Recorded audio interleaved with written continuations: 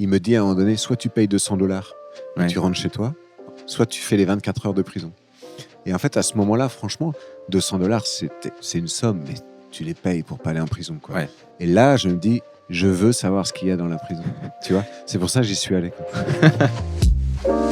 Si vous êtes tombé sur un passage d'un humoriste sur scène au Festival de Montreux, vous vous êtes déjà peut-être demandé comment il a écrit son texte, enfin surtout, qu'est-ce qui lui en a donné l'idée. Du coup, avec le Montreux Comedy Festival, on a créé Yellow Mike, un podcast qui retrace l'histoire derrière une bonne vanne et comment elle a évolué pour arriver jusqu'en Suisse pour faire rire des gens. Je m'appelle Félix, ça fait une dizaine d'années que je travaille pour le festival. Dans la vie, je suis pas comédien mais réalisateur de comédie et j'avais envie d'échanger avec des comédiens que je connais bien et d'autres que je connais pas du tout sur la genèse de leurs sketchs et l'histoire de leurs histoires. Vous écoutez Yellow Mike, aujourd'hui je reçois Alexis Le Rossignol. Merci d'être là, bonne écoute. Bonsoir Montreux! Est-ce que ça va? Souvent mes copains m'appellent El Chicano, El Mexicano ou Hijo de puta. Parce que j'ai longtemps vécu au Mexique. J'ai découvert le Mexique avec Erasmus, moi. Vous connaissez Erasmus? Ouais, ce programme international qui permet à des étudiants étrangers fascinés par la France de venir étudier chez nous et à des étudiants français fascinés par la fête d'aller dans des pays où la vie est moins chère pour picoler, pour niquer. Voilà. Ben, j'y suis resté 7 ans.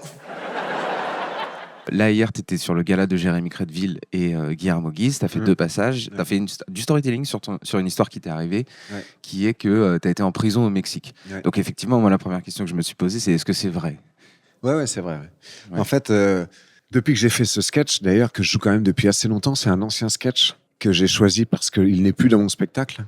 Ouais. Et c'est un storytelling et c'est un parti pris par rapport à Montreux où il y a beaucoup d'artistes qui vont faire un enchaînement de vannes sur des sujets qui peuvent être variés. Moi, j'avais à cœur de faire une histoire complète. Depuis que j'ai fait ce sketch, donc, j'ai reçu plein de témoignages de gens qui m'ont dit « Putain, ça m'est arrivé aussi » ou « J'ai mon cousin » ou « J'ai mon frère » ou machin qui ont eu cette situation-là, tu vois. Ouais. Moi, ça n'arrive pas non plus à tout le monde, quoi. Et donc, un soir, je sors d'un bar, j'ai un peu bu, j'ai une grosse envie, et à un moment donné, je me soulage sur un mur, tu vois. Et ça a peut-être parlé comme mec, ça, mais j'ai tellement envie que je tremble des épaules en pissant. Vous voyez ce truc-là? T'es là, oh, ça te soulage de tout ton être.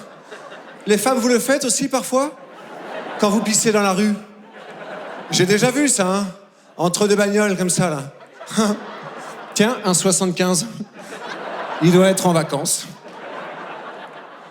Alors je suis comme ça, puis tu sais, je suis un gamin quand j'ai bu, quoi.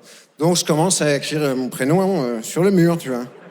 Et là, j'entends une patrouille de police qui arrive, 2 flics descendent, et ils me disent, bon, c'était en espagnol, je sais plus vraiment, mais un truc du genre, Buena Vista Social Club, ¿Qué estás haciendo?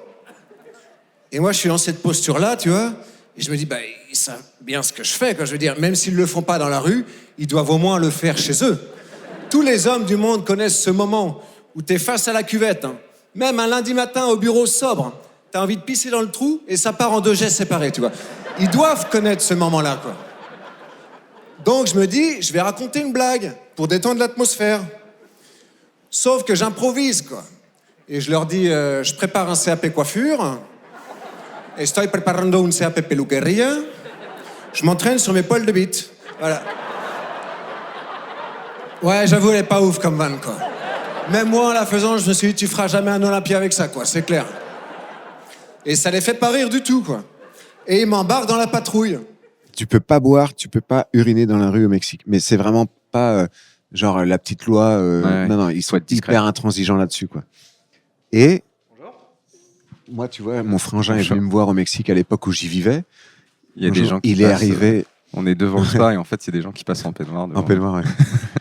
Il est arrivé au Mexique, le soir même, il boit une bière à l'extérieur d'un bar, 2 flics arrivent, ils ont failli l'embrouiller, quoi. Ouais. Et bon, j'ai réussi à le... Mais on a dû lâcher un billet pour qu'il l'embarque pas. Donc ça va hyper vite. Et ils m'embarquent dans la patrouille. On fait 10 bornes, 20 bornes. À un moment donné, on sort de Mexico. Je passe sous un tunnel. Enfin, je passe. On passe, ils m'ont pas laissé la bagnole, tu vois. Et à un moment donné, à la sortie du tunnel, je vois un grand bâtiment blanc avec écrit en bleu « Centro Penitenciario Miguel Jonas ». Ce qui veut dire en français « Centre pénitentiaire Michel Jonas ». On le voit plus, hein. Eh bien, le gars, il investit dans des prisons au Mexique. Bien joué. Et là, je passe en comparution immédiate devant un juge. Ah, moi, je sais absolument pas faire de la création de zéro. Ah oui. Parfois, je vais marcher et j'attends qu'une histoire m'arrive, tu vois. Et ça, j'adore le raconter. Tu vois, ouais, c'est du storytelling de choses qui me sont arrivées. Ou alors, parfois, ça ne m'est pas arrivé, mais j'invente la fin qui rend drôle la situation, tu vois. Mais t'as quand même la base. Ouais, j'ai la base et Ouais. j'ai vraiment ce truc de la pousser assez loin. J'aime Ok. bien quand même la pousser assez loin. Tu vois, faire des trucs du genre rester dans le métro une fois qu'on est en terminus. Ouais. Moi, j'ai fait ça récemment et le chauffeur, il te voit, il y a des petites caméras. Il dit, monsieur, vous pouvez descendre s'il vous plaît. Ah, tu t'es Ouais. toi-même enfermé Parce dans que le moi, métro je voulais pour savoir savoir. à quoi ressemblait la fin du métro. Tu vois, une fois que t'es plus dans le métro. Ouais, ouais, je vois. Et où est-ce qu'il fait demi-tour? Je me suis toujours posé cette question-là. Est-ce qu'il y a un rond-point au bout, etc. Et du coup, j'attendais, j'étais debout dans le métro. Et tu sais, le mec, il me dit, monsieur, descendez, s'il vous plaît. Mais vraiment sèchement, quoi. Ah oui, d'accord, bon, bah, je vais descendre. Et donc, il est face à moi, il prend le code pénal et il me dit vous avez uriné dans la rue, vous écopez de 24 heures de prison ou vous payez $200 d'amende pour sortir immédiatement.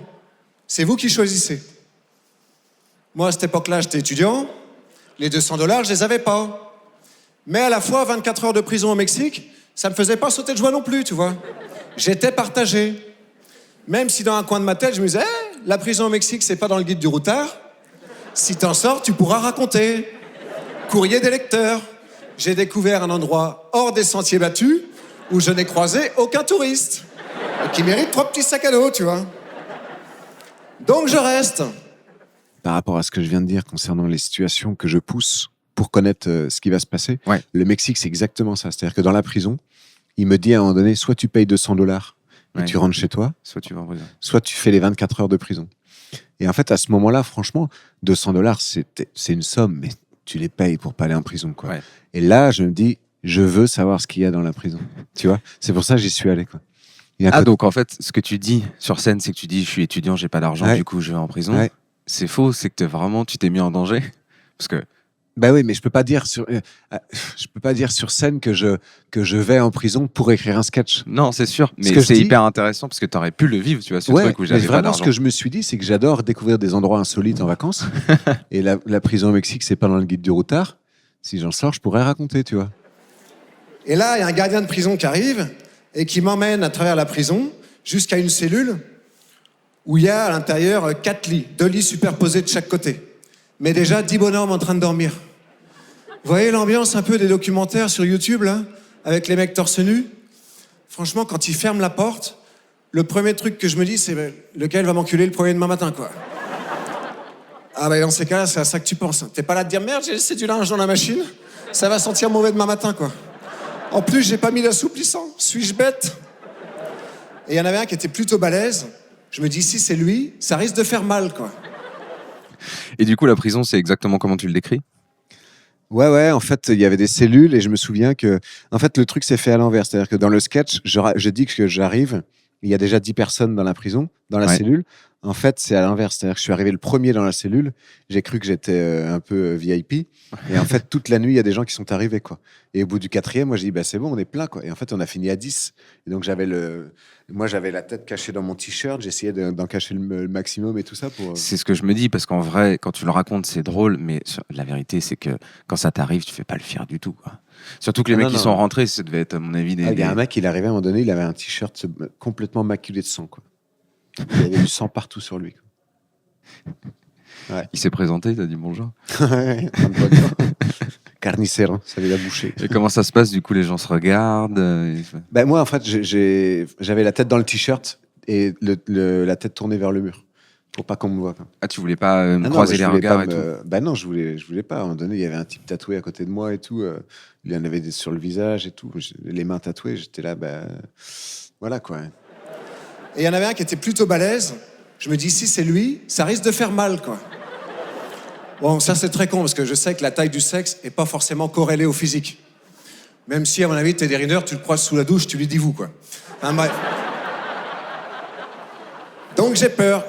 Et à ce moment-là, je sais pas pourquoi, il y a comme un monsieur à l'intérieur de moi qui prend le contrôle de mon esprit et qui me dit, Alex, si tu dois en passer par là, en désignant le balèze, là, faut peut-être préparer le terrain. Donc, je commence à assouplir l'anus avec les doigts, tu vois. quand t'es dans une cellule quand même entouré de mecs, Ouais. c'est vraiment à ça que tu penses. Hein. C'est vraiment ce que j'essaye de faire comprendre aux gens dans le sketch, mais tout en étant drôle, parce que c'est pas une conférence, tu vois. Non, c'est sûr. C'est de dire que dans ces cas-là, t'es en mode survie, c'est-à-dire que t'es plus cohérent dans ta tête, tu vois. Ouais. T'es plus cohérent en Et fait. comment tu l'as construit cette vanne de si tu croises Teddy Riner sous la douche, tu lui dis vous, qui est vachement drôle. En fait, j'ai construit cette vanne-là en 2 temps. C'est que la première fois, donc le truc, c'est de dire qu'il y avait un mec un peu balèze et j'avais peur qu'il m'encule. En gros, c'est ça. Oui, la bah, blague, ouais, voilà. Et en gros, cette blague, elle était un peu Graveleuse. graveleuse. Mm. Et j'avais besoin de l'adoucir un peu par un truc drôle et complètement abstrait, quoi. Enfin, pas abstrait, mais absurde. Pour montrer à quel point je suis un peu con, quoi, tu vois. Ouais. Et donc, je me dis, ce serait marrant de dire que, déjà, la taille du sexe correspond pas toujours au physique des gens. Ça, c'est une certitude. Ça, c'est sûr, ouais. Donc, qu'est-ce qui peut être symbolique d'une, de ce qu'on pourrait croire à une grosse... Ouais. C'est forcément quelqu'un de costaud. Ouais. Donc, l'idée de Teddy Riner m'est venue. Puis après, moi, c'est une expression que j'utilise souvent, ça. Tu lui dis vous ou tu lui dis monsieur à quelqu'un qui en impose. Ah oui, d'accord. Ok. Ouais. C'est Tu dis marrant. pas ça, toi? Si, mais pas souvent. Nous, on dit beaucoup, à la campagne, on dit beaucoup, par exemple, quand quelqu'un a une grosse voiture ou une nouvelle voiture, tu lui dis, enfin, j'ai déjà entendu dire ça. C'est On va lui dire monsieur maintenant à lui. Tu vois? Ou le paysan qui a le plus gros tracteur, on lui dit vous, quoi. Donc, je commence à assouplir l'anus avec les doigts, tu vois. Non, mais, ne me jugez pas, messieurs dames. Hein. Je relate une expérience de vie qui peut-être aurait pu vous arriver, quoi. On est en mode survie, là. C'est Mike Horn dans ma tête. C'est Mike Horn au bout des doigts. Et finalement, personne ne se réveille. J'avais les doigts qui sentaient la merde pour rien. Mais à la fois, j'étais soulagé parce que j'avais évité le pire. Puis j'avais découvert un truc qui, je peux comprendre, quoi, tu vois. Et là, je m'endors. Tu sais, dans les expressions, tu utilises souvent quoi. Ouais. C'est ok. Si. Et ça, en fait, t'as l'impression que c'est une construction de personnage parce que quand je te parle là, Ouais. t'as l'air beaucoup plus à l'aise. Enfin, t'es pas exactement le même que sur scène, quoi. Je suis sans doute pas le même parce Ouais. que la scène, elle provoque un truc quand même. Ouais. Ça s'appelle une forme de stress. Oui, mais tu travailles en perso. Non, pas du tout. Et Non. c'est ça mon. Moi, j'arrive jamais avec certitude sur scène, ni je sais comment je vais jouer. Je peux te promettre que la prison au Mexique, je l'ai fait de 10 manières différentes. Le même passage. Okay. C'est-à-dire que parfois, je vais monter sur scène et je vais être là en me disant bonsoir. Ouais, je m'appelle Alexis Le Rossignol. Ça va. Tu vois, je fais traîner, par exemple. Ouais. Hier, grosse scène, timing, captation. Je fais bonsoir, est-ce que ça va? Ah oui. Je suis rentré avec cette Et énergie. t'es à l'aise de rentrer avec une énergie complètement différente que Ouais. celle sur laquelle. Ok. Parce que je m'en fous, en fait. Mais c'est vrai que je peux avoir un ton complètement différent d'un passage à l'autre. Et le lendemain, on est réveillé vers 7h du matin pour aller petit déjeuner. Et je sais pas si c'est le fait d'avoir imaginé le pire qui m'a fait voir la vie en rose ensuite, mais j'ai trouvé le petit déj excellent.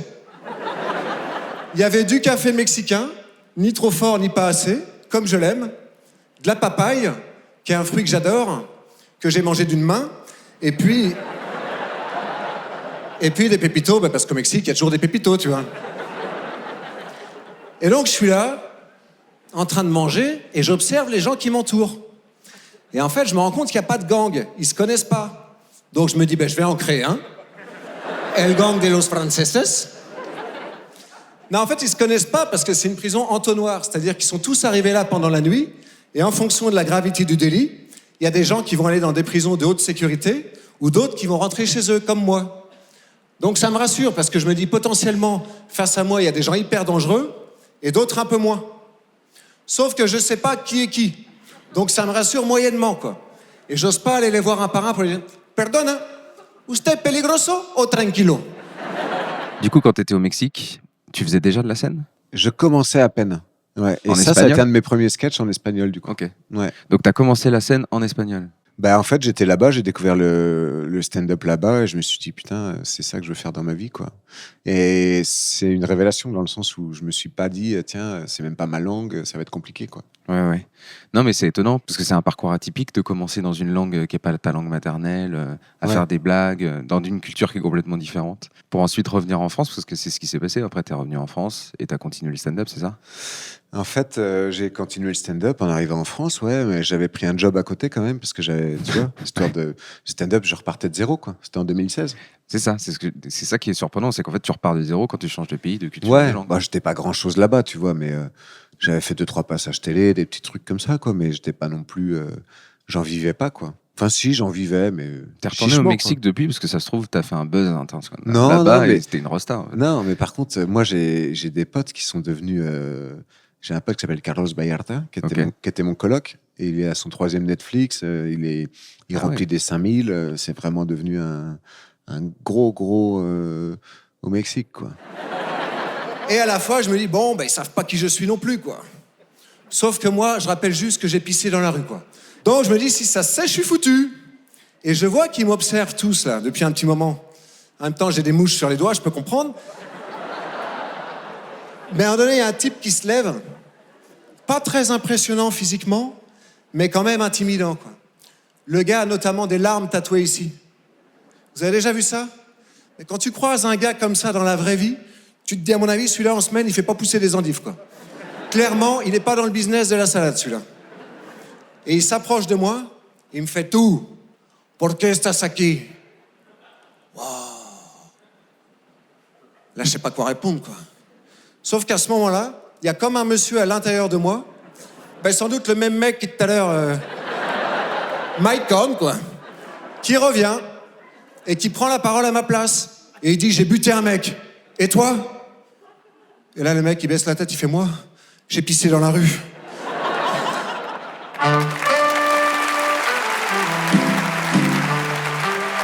Merci beaucoup, messieurs, dames. Merci, Montreux. C'était Alexis le Rossignol, mesdames et messieurs. Et c'est fou, donc cette passion du stand-up, elle est venue de là-bas. Et tu regardais quoi comme stand-up classique là-bas? Est-ce que c'était des choses un peu plus absurdes ou alors c'était vraiment de tout? Non, le stand-up, il est assez similaire. Moi, je Ouais. trouve que quand on a une culture en commun et une religion commune. Bon, après, c'est différent dans le sens où nous, on a plusieurs religions en France dominantes, quoi. C'est assez réparti, alors que. Non, mais il y a le côté latin et le Il y a côté, le côté latin, c'est chrétien. ça que je voulais dire. Ça, C'est sûr. plutôt ça. Ouais. Le côté latin, le rapport à la famille, etc. Ça fait un fond de blague, tu vois, Ouais. commune, on va dire. Mm. Donc c'était assez facile. Et après, moi, j'ai jamais regardé de stand-up américain et tout, donc j'avais pas de référence. J'ai vraiment appris en écrivant mes vannes, tu vois. Ouais. Mais j'avais pas de référence. Moi, c'était Coluche à l'époque. Coluche, et puis les cassettes de. Tu dis à l'époque, c'était quand? Non, mais quand j'étais petit, tu vois, avec mon père, on écoutait les cassettes de Coluche dans la voiture, ou on écoutait. Qu'est-ce qu'on avait Ah, donc tu avais déjà une petite passion pour les gens qui racontaient des histoires, entre guillemets. Ouais, mais je me disais jamais que c'était accessible pour moi. D'accord. Mais pour une raison toute conne, c'est que je pensais que pour faire de la scène et tout ça, fallait être né à Paris, en fait. Tu vois, je me disais, mais c'est pas accessible à des gens qui n'ont pas déjà des amis dans le milieu. Ouais. Quand je voyais Drucker à la télé, je me disais, c'est comme un peu un président de la République. Tu peux pas vraiment lui parler dans la vie, tu vois. Mais c'est vrai qu'aujourd'hui, tu as beaucoup plus de comedy clubs qui vont s'ouvrir dans des petites villes, tu vois. Genre, moi, je viens d'Angers, par exemple, il y a un comedy club Ouais. qui s'est ouvert, c'est assez récent. Ouais. À Dijon, ce genre de choses, Ouais. quoi. Avant, il n'y en avait que à Paris. Ouais. Et que à Marseille, peut-être. Tu vois. Et donc, du coup, ça se démocratise vachement plus. Et tu vois effectivement des stand-uppers qui arrivent de Nantes, comme Paul Mirabel. Ouais, ouais. Mais Paul, il est pas de Nantes. Hein. Ah bon? Il est de Montpellier. Mais pourquoi on m'a dit qu'il était de Nantes? Non, il est venu à jouer à Nantes plusieurs fois. Mais Ah, d'accord, ok. à Nantes, il y a une grosse team de bons stand-uppers, quoi. Ouais, c'est ça. Kevin Robin, Edgar Rive, il vient de Nantes. Moi aussi, en fait, quand je suis arrivé en France, au retour du Mexique, j'ai vécu à Nantes. Et c'est marrant parce que tu fais du stand-up au Mexique, tu reviens en France et tu t'installes à Nantes plutôt qu'à Paris. Ouais, parce qu'en fait, mes parents viennent de la région, par D'accord, là-bas. ok. Et puis, j'ai trouvé un job à Nantes, quoi, tout simplement. C'était quoi? Je bossais dans une start-up, j'étais commercial, quoi. Ah, donc c'est vraiment aussi ce que tu racontes Ouais. sur scène. Ouais. Ok. J'aime bien que ce que je raconte sur scène soit ancré dans une réalité qui soit accessible à tous. Bah, c'est parfaite transition parce que tu as fait un deuxième passage sur le YouTube de Montreux qui s'appelle Le Roulé au jambon. Ouais. Où pour le coup, on a quand même plus l'impression d'aller sur un humour un peu plus absurde qui pourrait ressembler à Fraise ou un truc comme ça, quoi. Et ça, c'est aussi un truc qui te fait kiffer, quoi. C'est-à-dire que comme tu me disais hier soir, Ouais. tu aimes bien varier complètement les styles quand tu montes sur scène. Ouais, en fait, c'est-à-dire que je me lasse très vite des choses. Ouais. Et je pense, si j'étais réalisateur de ce film, par exemple, j'aimerais faire de la comédie, du drame, etc. Tu vois, j'aimerais varier. Varier les genres, quoi. Ouais, varier les genres. Donc, scéniquement, j'ai envie de varier les genres. Ça me dérange pas de faire un moment d'absurde, un moment de... Même, j'aime bien provoquer du malaise. Moi, j'aime bien le jambon. Souvent, j'en achète, puis avec, je fais des rouleaux à la Macédoine. Vous connaissez? Bah, pour ceux qui connaissent pas, c'est assez simple. Tu vas au supermarché, t'achètes une boîte de Macédoine. Moi, j'aime bien la Bonduelle parce que les autres, je trouve qu'elles ont des petits grains de haricots que je digère mal. Tu vois. Après, tu prends de la mayonnaise, tu rentres chez toi, là, tu ouvres ta boîte de Macédoine et tu l'égouttes sur une passoire, tu vois. Puis après, tu la verses dans un bol et tu rajoutes 1 ou 2 cuillerées à soupe de mayonnaise. Et tu mélanges comme ça. Puis après, tu fourres tes tranches de jambon. Et tu les roules. C'est vachement bon. Hein. Puis c'est inratable, quoi. Sauf si tu mets trop de Macédoine dans le jambon, parce qu'à ce moment-là, la tranche, elle a tendance à se rouvrir. Et après, ça a le même goût, hein, mais c'est moins beau, quoi. Alors, le jambon...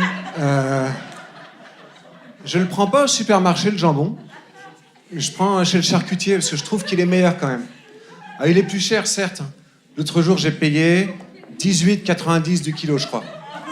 Alors que le jambon Fleury-Michon, par exemple, qui est déjà un bon jambon de supermarché, il est à 15,50 à peu près, quoi. Et parfois, tu as des promotions, tu peux même avoir une tranche gratuite. Ce que tu n'as jamais chez le charcutier, quoi. Mais bon, vaut mieux en manger moins et du meilleur. Alors l'autre jour, je suis allé chez le charcutier, mais j'ai déménagé récemment, donc je le connaissais pas. Donc j'arrive, je dis bonjour, il me dit bonjour, salutations réciproques, tout ça. Puis je lui dis, je voudrais 2 tranches de jambon, s'il vous plaît. Puis là, il me dit, je vous en mets des normales ou des belles? Bon, je dis, là, on est tombé sur un champion.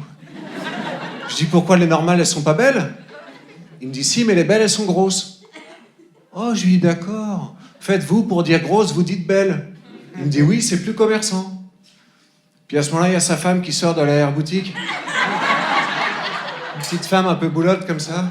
Je la regarde, je lui dis, elle est belle, votre femme.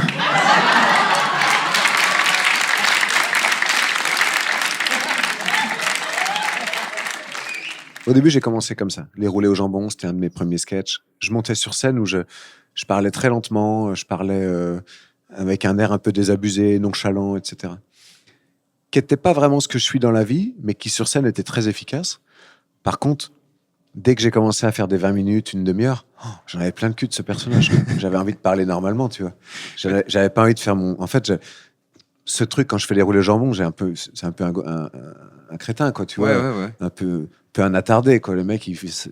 Et bon, bah, quand je le fais, je suis en train de réciter ça, mais je me vois extérieurement. Le clown, en fait, si tu veux. Ouais, je ne trouve pas attardé. Je trouve qu'il y a un flegme de... en fait, t'as quelqu'un qui rentre et il comprend pas l'enjeu. Ouais. En fait, d'être là sur Ouais. scène devant les gens Ouais. et il raconte des banalités et c'est ça qui nous fait marrer parce que ça nous... Ouais. Tu sais, sur scène, t'as un sac à dos de rando un peu. Ouais. T'es habillé quand même dans un look un peu, comment tu dis, limite ringard, quoi. Enfin, Non, mais j'ai le sac à dos le petit sac à dos Decathlon à 2,99 €. Ouais, c'est ça. J'aime bien faire les courses, moi. Je trouve ça relaxant, tu vois. Quand tu fais tes courses, tu penses à rien d'autre. Sauf si t'as oublié ta liste de courses. Et là, tu penses à ta liste de courses, quoi. Il y a un truc qui m'énerve, par contre, c'est quand t'es à la caisse, c'est les gens qui attachent beaucoup d'importance à mettre la petite réglette client suivant entre leurs articles et les tiens. Tu sais? Ah, ça m'énerve, ça. T'as l'impression que quand ils mettent la réglette, ils ont bien fait leurs courses, quoi. Moi, j'ai jamais beaucoup d'articles. Parce que je suis tout seul, quoi. Alors, à part si j'ai un melon qui peut éventuellement rouler avec l'inertie, il n'y a pas de confusion possible. En plus, je laisse toujours défiler 30 ou 40 cm de tapis, mais parfois, ça suffit pas, quoi. La semaine dernière, il y a une dame, elle a pris la réglette, elle l'a mis entre nos articles, elle m'a regardé, elle m'a dit « C'est mieux comme ça ». Mais c'est quoi? Le monde est mieux comme ça, madame? Cette dame, elle avait un long poil blanc, là. J'ai approché la main, j'ai tiré un coup sec dessus. J'ai dit « C'est mieux comme ça, madame ».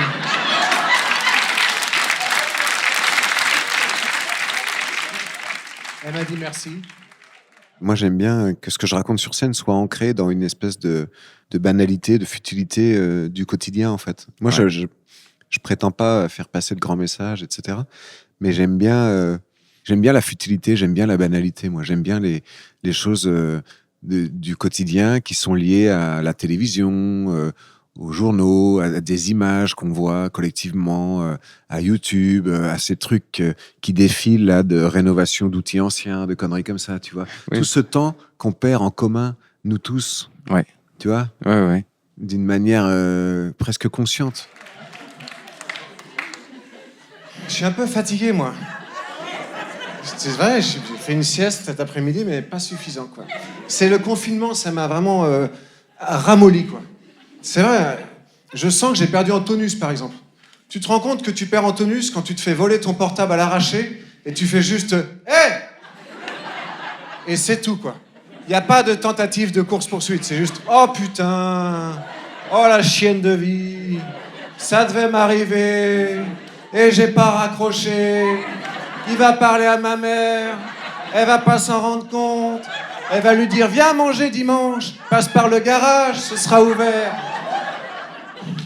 C'est pour ça que je regarde beaucoup d'émissions de l'après-midi, là, par exemple, sur France 2, enfin, je les regarde en replay, des trucs comme ça. Ou alors les reportages du week-end, tu vois, genre 13h15 le dimanche, ou reportages sur les compagnons du Tour de France, des mecs qui font de l'artisanat et qui. Tu sais, j'aime bien, quoi. Et donc tu disais que tu commences ton spectacle des fois Ouais. en racontant 10 minutes de télé, quoi. Ah ouais, mais même souvent, quoi. C'est-à-dire presque à chaque fois. Je dis, j'ai fait une sieste après-midi, là, puis j'ai regardé ça après en me réveillant. Par exemple, l'autre jour, c'était sur des gens qui ont fait construire leur maison. Et leur maison, en fait, elles ont été mal construites. Donc, ils sont en train de manger dans leur salon en famille. Et il y a une brèche d'1 centimètre qui court tout le long du mur, à travers les parpaings. Et ils voient les gens se garer dans la rue à côté, quoi. Et ils sont obligés de vivre dedans parce qu'ils ont fait un crédit pour ça. Donc, en gros, ils sont là dans leur maison. Et tu sais, ça me fait de la peine. Et à la fois, je me dis, j'arrive à faire rire avec ça, mais c'est pas un rire méchant. C'est un rire, ça peut nous arriver aussi, tu vois. Je vais pas rire de la situation, mais je vais rire de ce qu'on est, nous, à s'endetter pour construire des maisons, pour construire des trucs, et les rêves qui s'envolent, les choses comme ça, tu vois. J'ai des potes qui me disent fais gaffe, après 35 ans, on grossit vite. Eh ben, je m'en fous. Et ça, je vous le donne. Hein. Vous avez un souci dans la vie, vous dites je m'en fous, et vous y croyez fort, il n'y a plus de souci. Hein. Les impôts t'appellent, vous n'avez pas payé, je m'en fous. Qu'est-ce que tu vas faire? Tu vas envoyer un huissier? Je suis en sous-loc, bienvenue. Prenez le chien, il m'emmerde.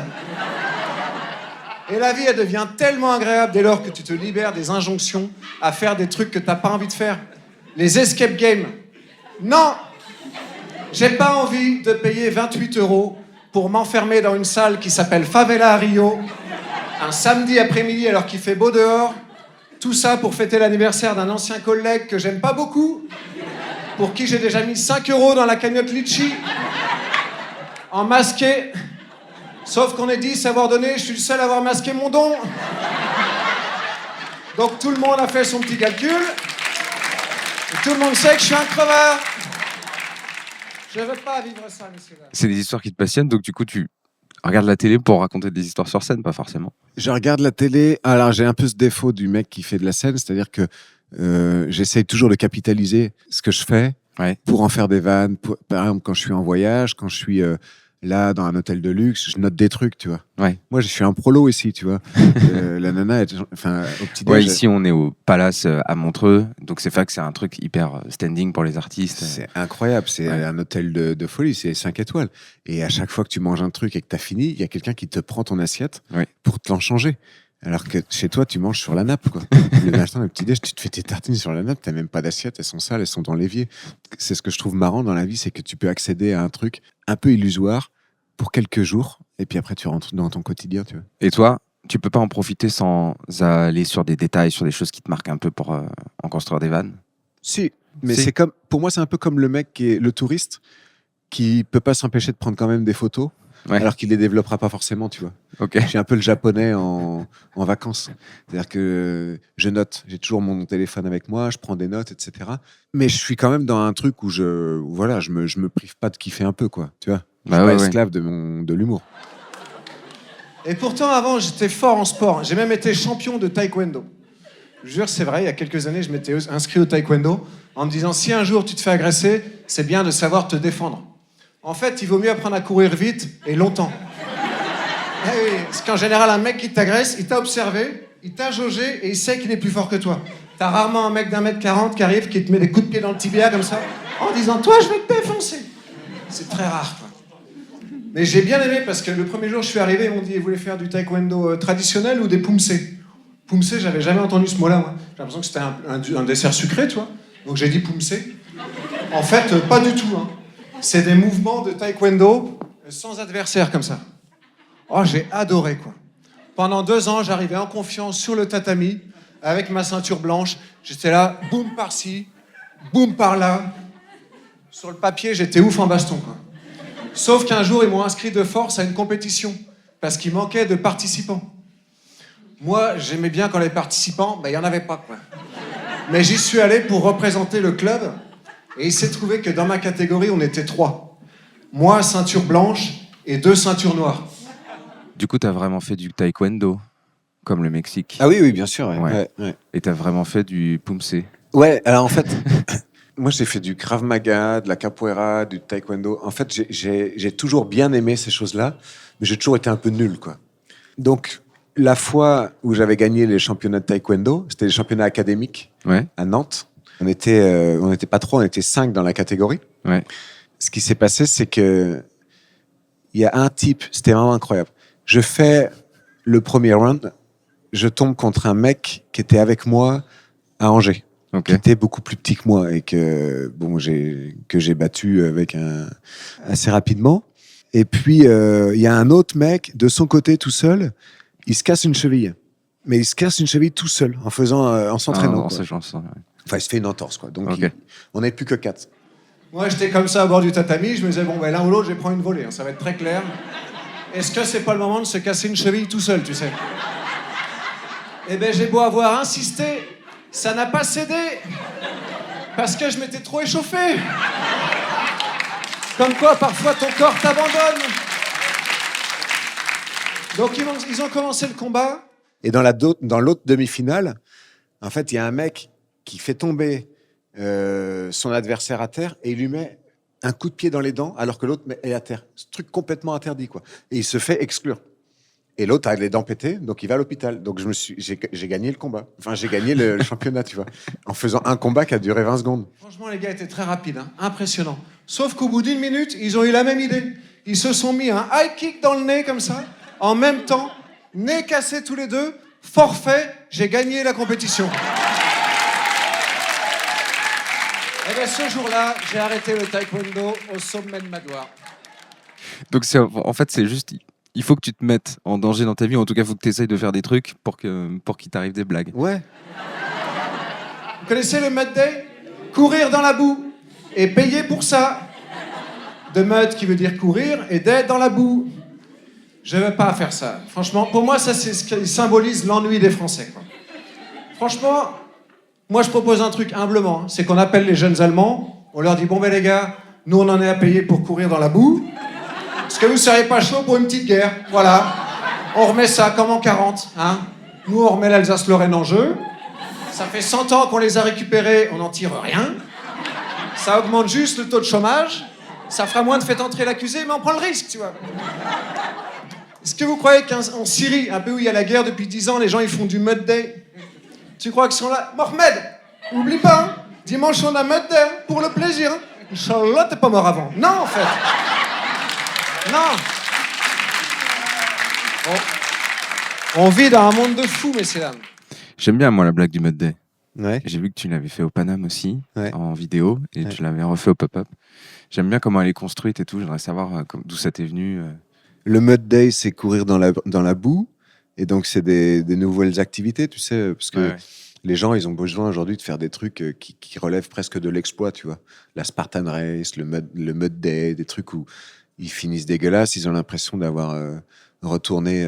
Enfin, tu vois, je trouve que pour moi, c'est ce qui symbolise un peu une forme d'ennui. C'est-à-dire qu'on fait des activités un peu hors du commun pour vivre des choses que notre vie nous donne plus, en fait. Tu vois ? Ouais, bien sûr. Par exemple, le fait qu'aujourd'hui, on soit quand même très sur nos téléphones, etc., fait qu'il y a des gens qui font payer très cher des retraites où on te prend ton téléphone. C'est quand même absurde que tu dois payer des entreprises qui te privent de ton téléphone et qui te privent de bouffe aussi. Ça, c'est des retraites spirituelles et diététiques. Ça coûte 500 balles la semaine et ils te donnent 3 mars, quoi. Tu vois? Et ça, c'est quelque chose que tu veux pas dénoncer, j'irai pas jusque-là, mais c'est quelque chose où tu te dis, c'est pas possible qu'on dise rien dessus. Et du coup, tu as envie de raconter des choses dessus. Mais après, pour moi, c'est une évidence, quoi. En fait, c'est l'absurdité du monde dans lequel on vit. C'est au Mexique, il y a un endroit qui s'appelle la Ruta de los Migrantes, qui est un parc d'attractions dans lequel ils ont recréé toutes les épreuves que traversent les migrants. Donc, il y a de la jungle, des rapides, du désert. Et je trouve ça hallucinant parce que c'est sur la route des migrants. C'est-à-dire que les migrants vivent un truc horrible. Et en parallèle, on crée un parc pour aller divertir des familles et faire comme les migrants. On est vraiment en train de parler d'un mec qui crée un parc d'attractions qui s'appellerait La Jungle à Calais pour tester l'expérience des migrants, quoi. On vit dans un monde de fous, messieurs dames. Et ouais, au Mexique, ils ont ouvert un parc d'attractions qui s'appelle La Ruta de los Migrantes, la route des migrants. Je vous jure que c'est vrai, c'est un parc d'attractions dans lequel ils ont recréé toutes les épreuves que traversent les migrants avant d'arriver aux États-Unis. Il y a du désert, des rapides, des montagnes et tout. Cynisme absolu, quoi. Et les vrais migrants, ils passent dans cette ville, à côté du parc. Ils sont là, on n'a pas les moyens, on va le faire en vrai. Et ils meurent. On vit dans un monde de fous, quoi. Regardez les féministes. Vous trouvez pas qu'elles ont plombé l'ambiance? On était pas bien avant? À la fraîche, décontracté du gland. Non, je fais une blague là-dessus, parce que moi, j'ai découvert le féminisme un peu tard, c'est avec MeToo et Balance ton porc. Franchement, j'ai été content d'apprendre que j'avais respecté le cahier des charges sans l'avoir lu, tu vois. Mais avant, j'y connaissais rien, quoi. Il y a 4 ans, j'ai rencontré une fille qui m'a dit « Avant qu'on aille plus loin, je veux que tu saches que je suis féministe. » Ben moi, à l'époque, je lui ai dit « Écoute, ça me dérange pas. Déjà, sache-le. Moi, je joue au tennis le dimanche matin. T'auras qu'à faire ton féminisme à la même heure. Après, tu nous prépareras un bon petit plat. Puis on mangera ensemble, quoi. Je veux dire, je vais pas interférer dans tes loisirs. Voilà, je suis un mec bien. Du moment que la maison est bien tenue, moi, il n'y a pas de... Il y a peut-être des gens qui connaissaient déjà cette vanne-là. Parce que je l'ai déjà faite et elle est sur YouTube. Du coup, pardon, hein, je m'excuse. Enfin, non, je m'excuse. En fait, j'anticipe parce qu'il y a souvent des gens qui attendent à la sortie puis qui disent c'était top. Mais franchement, la vanne du féminisme, on la connaissait déjà, quoi.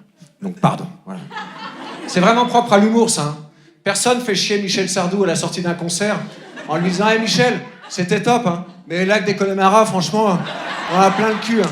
Si tu pouvais te renouveler un petit peu. » Merci beaucoup, messieurs dames. Donc tu passes ta journée de travail, si je me lève, je vais essayer de faire des trucs, je vais aller au taekwondo, peut-être que je vais faire une autre activité, de l'aviron. Après, le soir, je vais sur scène, j'en parle, je regarde si ça prend. Et faut vivre des trucs, faut vivre des trucs en permanence. Mais ce qu'il y a, c'est que rien ne te dit que telle ou telle activité va te donner une vanne. La vanne, elle peut être dans le bus, dans le métro, chez le boucher, en allant au sport, en allant à la poste. Enfin, en allant dans un palace. Elle est partout, mais faut juste... En fait, je dirais que c'est une gymnastique de l'esprit, l'humour. Ouais. C'est-à-dire qu'en fait, ton esprit, il est toujours en mouvement pour chercher l'humour, pour voir là où il y a des choses à voir, tu vois.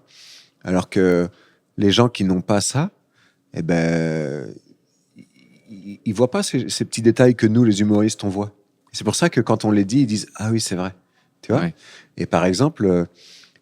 moi, je pense que quand tu fais de l'humour, tu peux jamais arrêter. Ça rend trop triste d'arrêter. Il y a plein de gens qui font de l'humour et qui ça marche pas, mais ils continuent. Et beaucoup d'artistes, je les entends souvent dire « Putain, mais il devrait tellement arrêter, lui ou lui. » Et moi, je dis « Bah non, en fait, tu peux pas lui voler son truc. Il a envie de faire ça.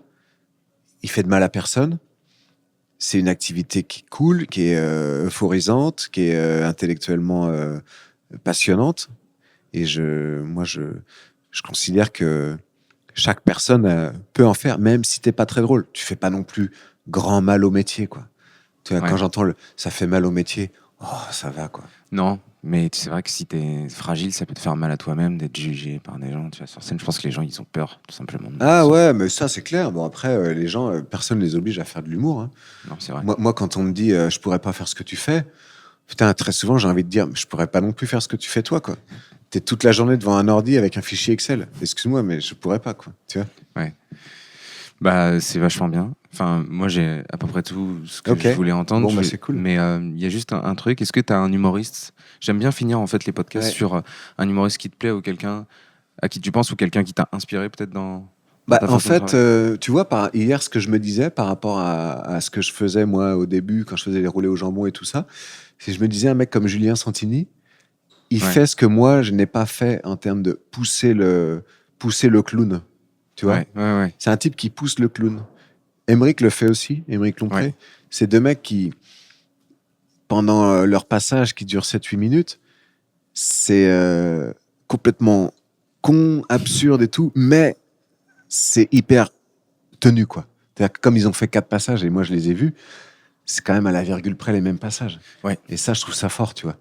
C'est-à-dire qu'on a vraiment l'impression que les maîtres sont en train de péter un câble sur scène et que ça sort du chapeau à l'instant où ils le disent. Ouais.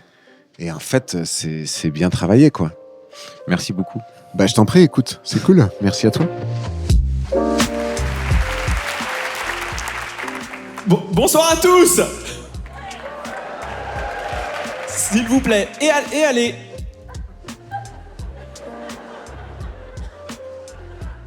C'est parti pour 7 minutes de rire.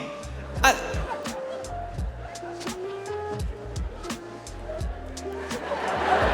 Il n'a pas encore dit un mot. Mais jusqu'où ira-t-il? Alors, s'il vous plaît, continuez de rire si, à un moment, il venait à y avoir moins de rire. Je vous en supplie. Forcez-vous.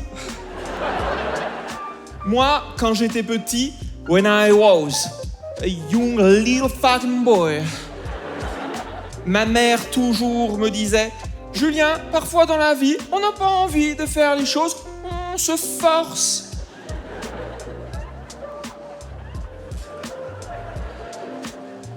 Et elle citait une phrase de Confucius qui a dit « Lorsque le viol est inévitable, détends-toi et profite. »